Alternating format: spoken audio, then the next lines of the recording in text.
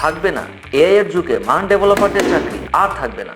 ভাই শুনতেছেন এগুলা কি বলতেছে? ভাই এগুলো সেই কবে থেকে শুনে আসতেছি, আমরা যখন শুরু করি তখনও এরকম ছিল, পিএইচপি তো মারা গেছে, এই সেই, এখন হচ্ছে মার্ন স্ট্যাক মারা গেছে, এগুলো সবাই বলবেই। কিন্তু তুমি মেইন ফ্যাক্টে যাও, তুমি যদি এই মুহূর্তে লিঙ্কডইন জবসে যাও, তুমি যদি ইনফ্যাক্ট আমাদের বাংলাদেশের বিডি জবসের ওয়েবসাইটে যাও, দেখবা মার্নের প্রচুর জব।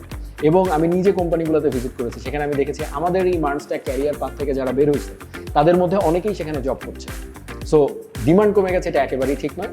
সো ডেফিনেটলি মার্ন স্ট্যাকের ডিমান্ড আছে এবং এই সময় মার্ন স্ট্যাক আমি বলবো সামনে আরো বাড়বে। কোম্পানিগুলো কিন্তু তাদের সাইটে সবসময় জবের ভ্যাকেন্সির অ্যাড দিচ্ছেই, আর মার্নের কম্পোনেন্ট বেস পজিশনগুলোর ভ্যাকেন্সি আমি দেখেছি যে সব সময়ই থাকে। এবং তার থেকেও বড় যে ব্যাপারটা সেটা হচ্ছে ওয়েব ডেভেলপমেন্টের ডিমান্ড কিন্তু কমছে না, সামনে আরও বাড়ছে।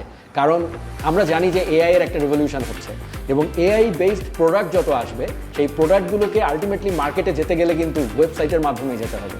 সো সেই ক্ষেত্রে হ্যাঁ, আরও ফিউচারিস্টিক ওয়েব ডেভেলপমেন্ট হবে এবং MERN can be the smart solution এখানে। তবে মার্ন ফোকাস জবগুলোতে টিকতে গেলে কিন্তু দরকার একটা সলিড রোড ম্যাপ এবং গাইডলাইন, আর সেই গাইডলাইনে আপনাদের পাশে আমরাই কিন্তু আসছি সামনে। ভাই দাঁড়ান, এবার কিন্তু মার্নের এই জার্নিতে আপনাদের সাথে আমিও আছি।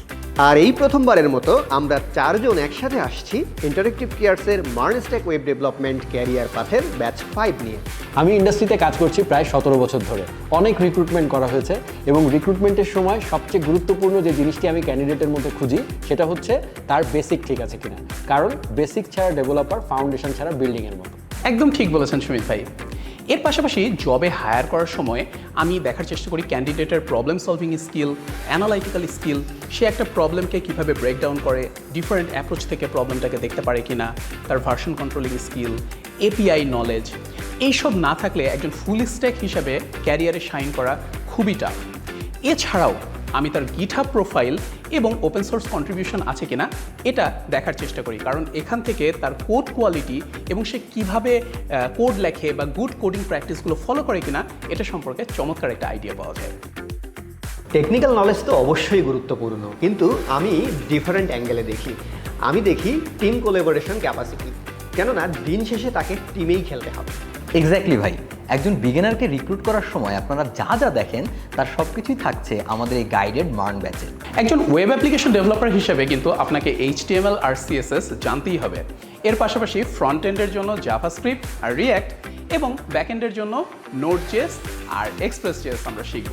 আর ডাটাবেসের জন্য ভরসা থাকবে হচ্ছে মঙ্গোডিবি এবং মাইসিকিউএল এর জন্য। এবং এখানেই শেষ না, বোনাস হিসেবে আমাদের সাথে থাকছে অ্যাস্ট্রো, টাইপস্ক্রিপ্ট, ডকার, রেডিস এবং কুলিফাই।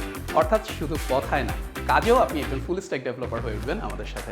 আর এসব কিছুই আমাদের সাথে শিখবেন আপনি 70টারও বেশি লাইভ ক্লাসে। লার্নিং রিসোর্স, প্র্যাকটিক্যাল প্রজেক্ট তো থাকছেই।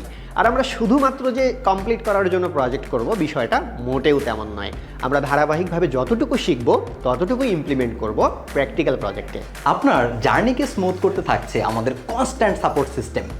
ডেইলি 8টা করে সাপোর্ট সেশন, এর মধ্যে থাকছে জব প্রিপারেশন সেশন এবং জবের জন্য নিজেকে আরও রেডি করতে আপনার থাকছে আমাদের মক ইন্টারভিউ এবং ইন্টারভিউ হ্যান্ডবুক।